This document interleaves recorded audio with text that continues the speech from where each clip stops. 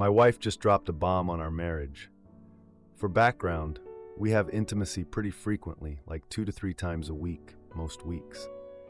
I thought I was living the good life, but she just told me that she was fantasizing about having threesomes.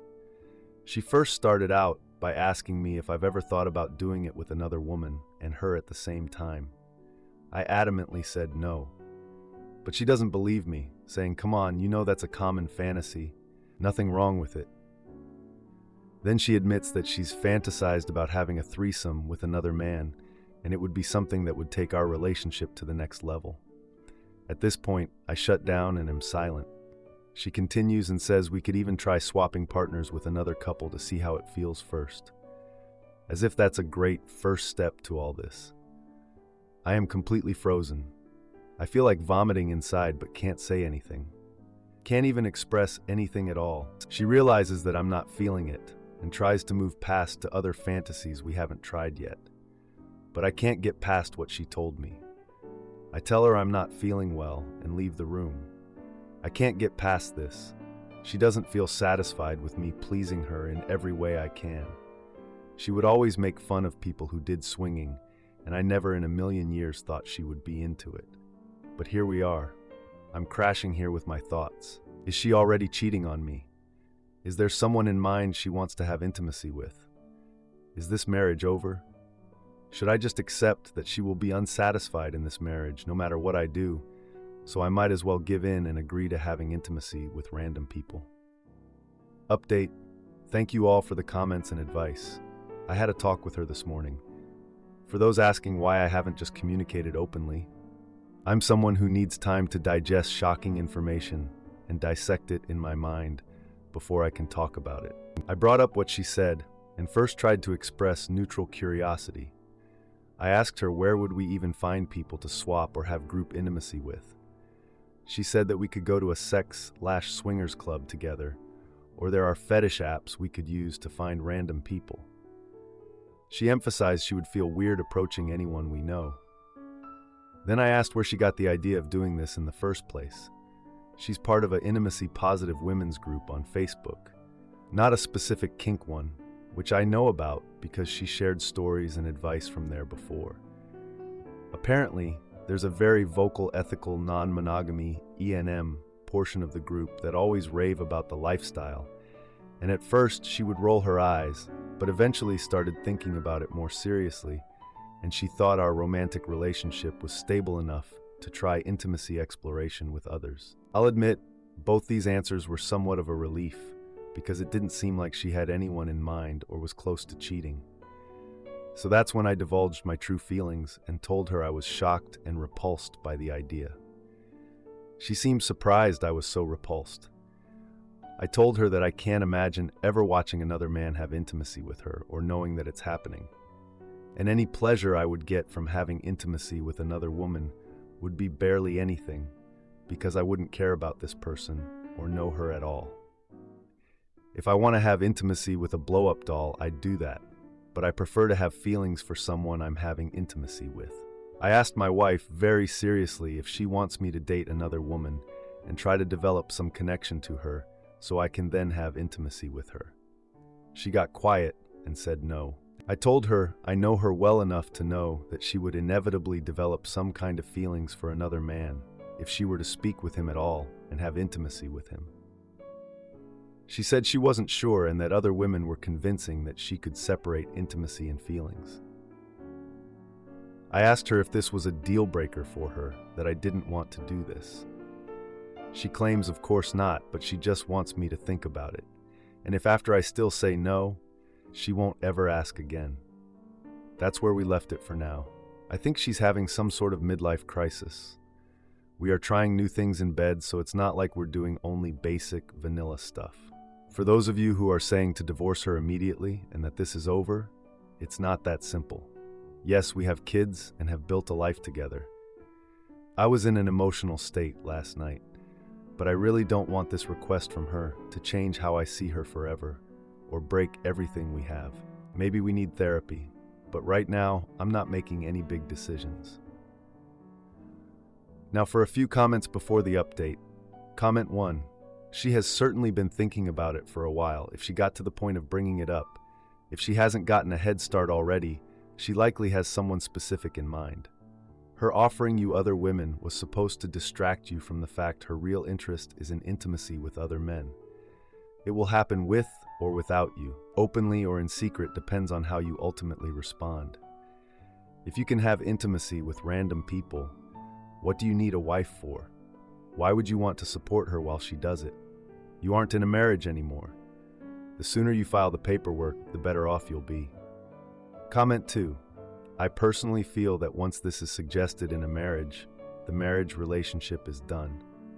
I don't know enough to say she's already cheating, but if she's not yet, eventually she will.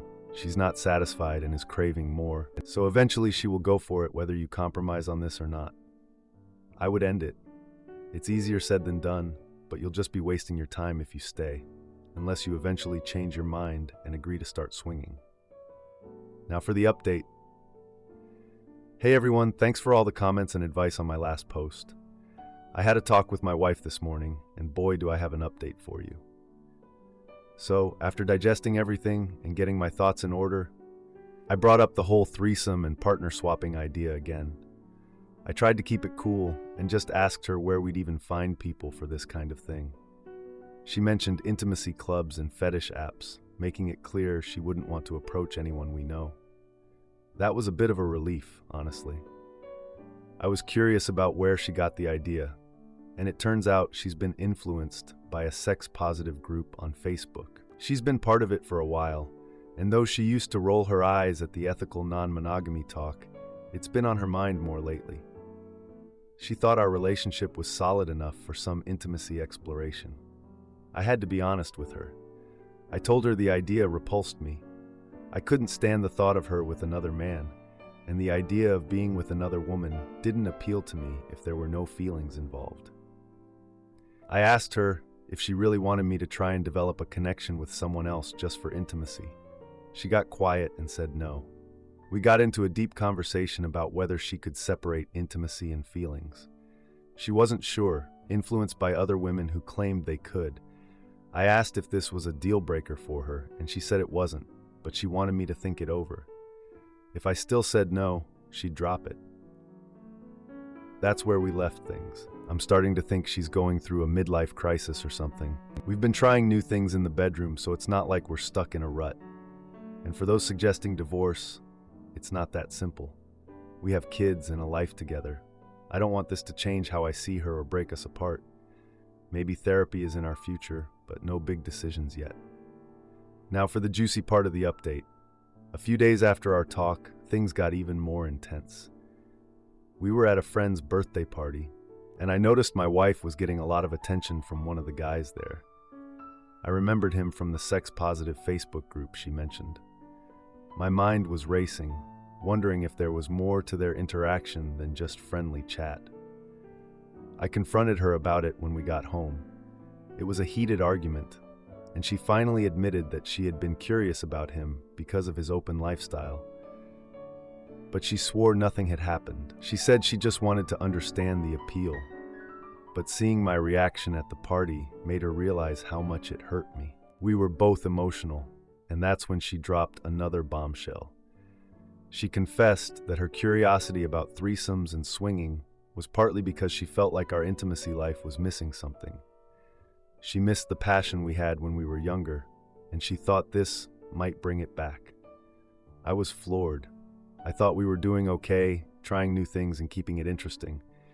But it hit me that maybe I hadn't been as attentive to her needs as I thought. We talked all night, laying everything out on the table. It was raw and honest, and by the end, we reached a compromise. We decided to start a joint journal where we could write down our fantasies and desires, no judgment. We'd read it together and discuss what we were comfortable trying, just the two of us. It was a way to open up without involving anyone else. The next week was a roller coaster. We read each other's entries and some of them were pretty out there, but it sparked conversations we'd never had before. We started experimenting with role-playing, which was a hit. It felt like we were rediscovering each other and the passion was reigniting. But then, another surprise. My wife came to me teary-eyed and said she'd been doing some soul-searching. She realized that her fascination with threesomes and swinging wasn't about intimacy at all.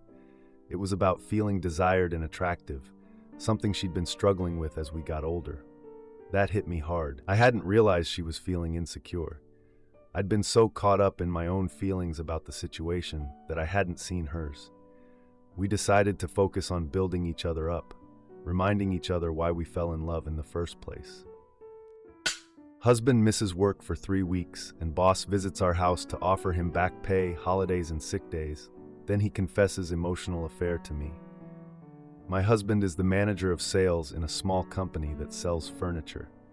While he loves sales, he hates his job because he's the only salesman.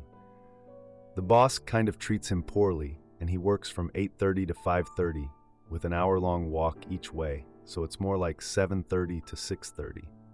He also only makes minimum wage and gets no holidays or sick days, which is illegal in our country as far as I know. Well, for the past few weeks, he's been telling me he has insomnia, which is fine, but he often just falls asleep at 4 to 5 a.m. and sleeps in until 3 p.m. every day. He got some sleeping pills from the doctor, but that was only a few days ago. He hasn't been to work for about 3 weeks now, which means he's not getting paid. I work part-time, around 20 hours a week. And the whole deal was that I would do the chores at home until I found a full-time job. Well, now I can't do the chores or anything really because he's home and sleeping on the sofa, which severely limits my activities. Last night, I even made him promise to go to work, which he agreed to, but guess what? He's still sleeping on the sofa. I don't know what to do. We probably won't be able to make rent and afford food next month, let alone other utilities. Valentine's Day is coming up, and so is my birthday. But we're probably not going to do anything for either, because he won't have any money, and neither will I. He doesn't seem to care too much about my birthday or my favorite holiday. I feel hopeless. Should I tell him to get another job if he doesn't like it, or does it sound like burnout and he should at least get some sick pay? Or does it seem like it won't change until I give him an ultimatum, or take a break until he goes into work? I feel so lost and would really appreciate some advice. Now for a few comments before the update. Comment 1. Burnout and stress are very real, but at the end of the day, we all have bills to pay. If you can't survive, then you need to make an ultimatum. If it's fair, I have insomnia and depression and have had them my whole life. I have also worked a full-time job for years now and got through college and life in general feeling tired and like crap. If it's that bad, he should find another job. But I don't know, it sucks, but you can't just give up and not work unless you're getting compensated for it. It's just how things are, and it's not very fair to you. Comment 2. If he doesn't get any time off work and he's the only salesperson, how is he not going to work? It looks to me like he lost his job, had a breakdown, and can't talk about it. The job he had wasn't really viable long term. Nobody can keep that up indefinitely. He needs another job, but first, he needs his health attended to. Where are his parents? If my son had a breakdown, I would want to know, and I would be keen to help. Now, for the update. Hey everyone, back with an update on the situation with my husband and his job, or lack thereof. It's been a wild 3 days, and I'm still trying to wrap my head around everything that's happened. So, after I posted last time, I decided to have a serious talk with my husband about our financial situation. I reminded him about how he used to be so passionate about his work, even though the boss wasn't the best. He'd come home with stories of customers he'd helped and deals he'd made. But now, he was just a shadow of that man, sleeping on the sofa all day and not caring about anything. I was expecting resistance, but to my surprise, he broke down and confessed something shocking. He hadn't been suffering from insomnia. He'd been staying up late talking to a woman he met online. They'd been having an emotional affair, and it had been eating him up inside. He said he was too ashamed to face work or me, which is why he'd been avoiding everything. I was floored. I felt like I'd been punched in the gut. But before I could even process this betrayal, there was a knock on the door. It was his boss, of all people, looking concerned. Apparently, my husband hadn't been responding to any calls or messages, and his boss had gotten worried. I let him in, and he saw my husband there, looking a mess. The boss was surprisingly understanding. He told us that he knew he hadn't been the best employer, but he valued my husband's work and didn't want to lose him. He offered to give my husband back pay for the time he'd missed, and even said he'd start giving him holidays and sick days, as required by law. But that wasn't all. The boss had another news to drop. He'd been planning to expand the business and wanted my husband to lead the new sales team. He'd been under so much stress because he'd been trying to figure out how to approach my husband about the promotion, which is why he'd been a bit harsh lately. My husband was stunned. He had no idea that his hard work had been noticed to that extent. He immediately apologized to his boss and promised to get his act together. He also turned to me and apologized for the affair and the pain he'd caused. He said he wanted to make things right. I was still hurt, but I could see he was sincere. We agreed to start couples counseling to work through our issues. It was a small step, but it felt like we were finally moving in the right direction. The next day, my husband went back to work. He was nervous, but he said the team welcomed him back with open arms. They'd missed him and were glad to have him back. It was a relief to see him finding some of his old spark again. As for the woman he'd been talking to, he ended things with her. He showed me the message he sent, cutting off contact completely. It was hard for him, but he knew it was necessary if we were going to rebuild our trust. And then, just when I thought things couldn't get any more surprising, his boss called him into the office at the end of his first day back. He handed my husband an envelope. Inside was a bonus check, a token of appreciation for his years of hard work and a way to help us get back on our feet. 30-year-old boyfriend pressures me to sleep with strangers for money and keeps it all for himself. But then I go to a women's crisis shelter, and it turns out he has a history of criminal activity, throwaway, for obvious reasons. Okay, so please don't judge me for any of this. I am an 18-year-old female, and I am having a problem with my boyfriend, who is 30 years old. He and I really clicked at first. He said and did the nicest things. He got me through some dark times when I was 16 or 17. I moved in with him when I turned 18 not too long ago. We got along great at first, but as time went on, he became more and more demanding and needy of money. So at first, he just made us an OnlyFans account just for some extra money that I never touched, even though I was doing all the work. A lot of people were subscribing to the profile, which is fine. That's good. That's really not the problem, though. One day, someone messaged the OnlyFans account that my boyfriend controls and offered to pay $500 to sleep with me. My boyfriend pressured me into doing it after a long 3-hour argument. I really didn't want to, but I could tell he was getting really angry. So I did it. Not only did he keep literally all the money for God knows what, he was also a weenie to me when I got home. A couple weeks went by until the same person offered another $500. I did it because I was scared of my boyfriend's reaction. Now the problem is that he's been making me sleep with random guys on a weekly basis, different from the original guy. I don't know where he's finding them.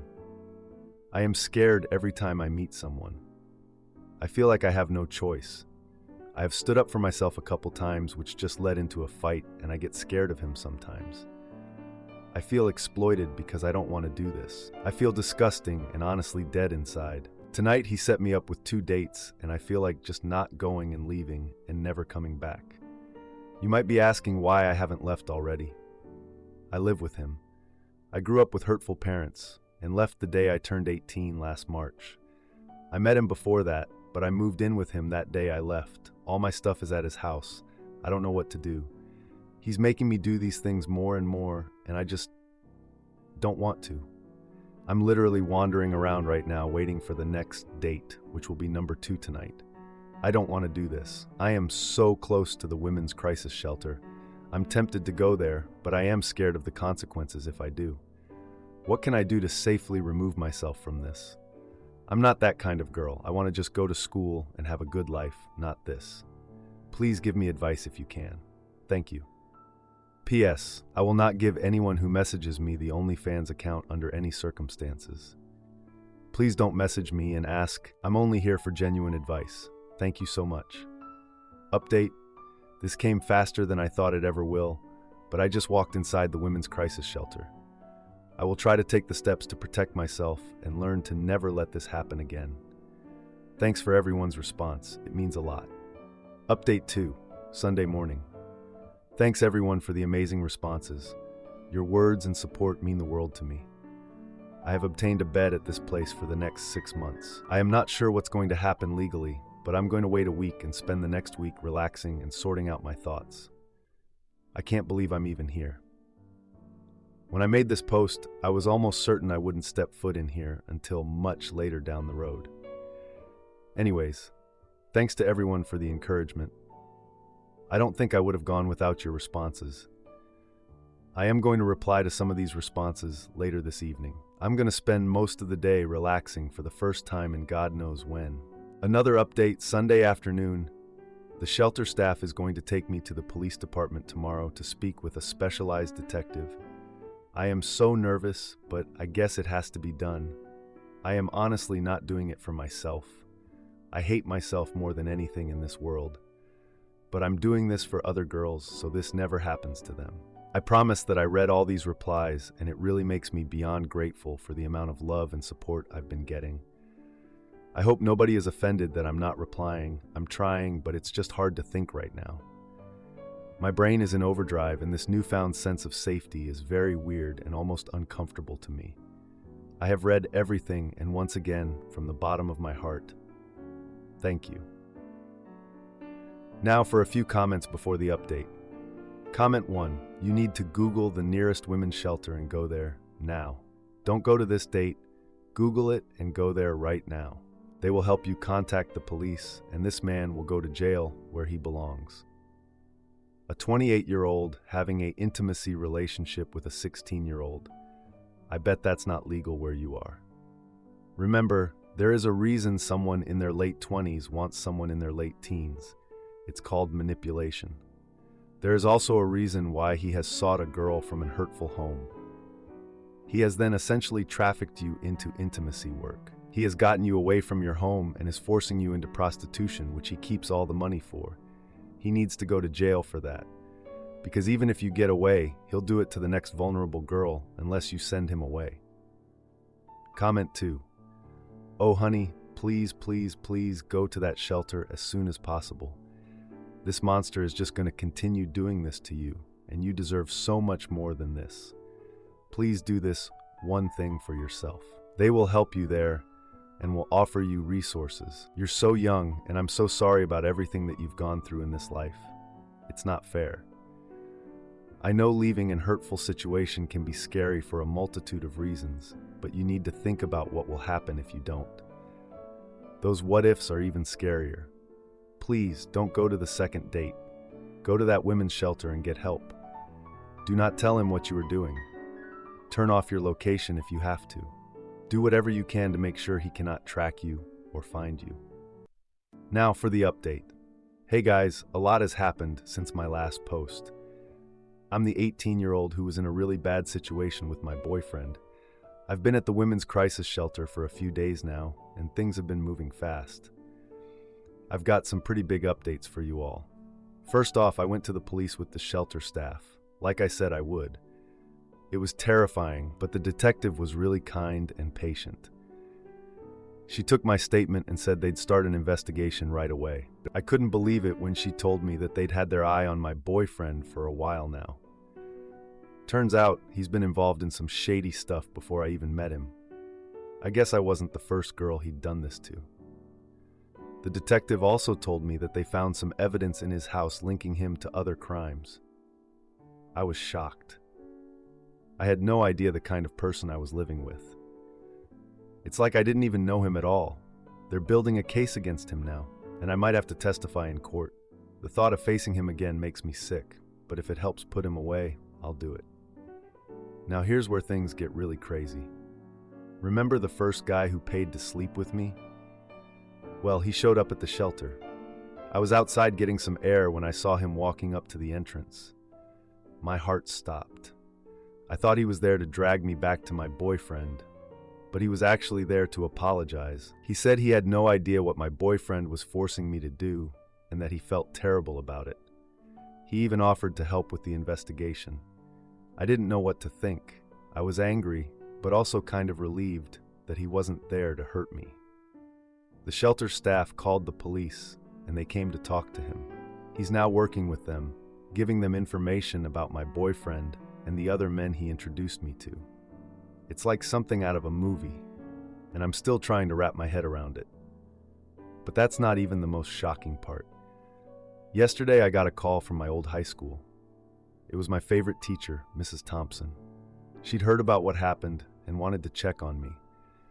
She was always like a mother to me, especially since my own parents were so hurtful. She told me that she'd been saving up some money for me in case I ever needed to get away from my boyfriend. She knew something was off about him from the start. Mrs. Thompson came to visit me at the shelter, and we had a long talk. She said she'd help me get back into school and even offered to let me stay with her once I'm ready to leave the shelter. I couldn't believe it. After everything that's happened, there's still good in the world. I'm starting to feel hopeful for the first time in a long time. Now here's the misunderstanding that happened today. I was talking to one of the other girls at the shelter, and she mentioned seeing my boyfriend around town. My heart sank. I thought he'd found me, but then she explained that it wasn't actually him, it was his twin brother. I didn't even know he had a brother. Apparently they look almost identical, but his brother is nothing like him. He's actually been helping the police too, trying to make up for all the bad things his twin has done. It's been a ride of emotions these past few days. I've gone from feeling scared and alone to being surrounded by people who care about me and want to help. I'm still processing everything, and I know I have a long road ahead of me. But for the first time, I feel like I'm not walking it alone. If you like this video, you'll probably like these too. Also, while you're here, please consider subscribing. It's your support that keeps this channel alive and allows me to make better and longer videos. Have a great day.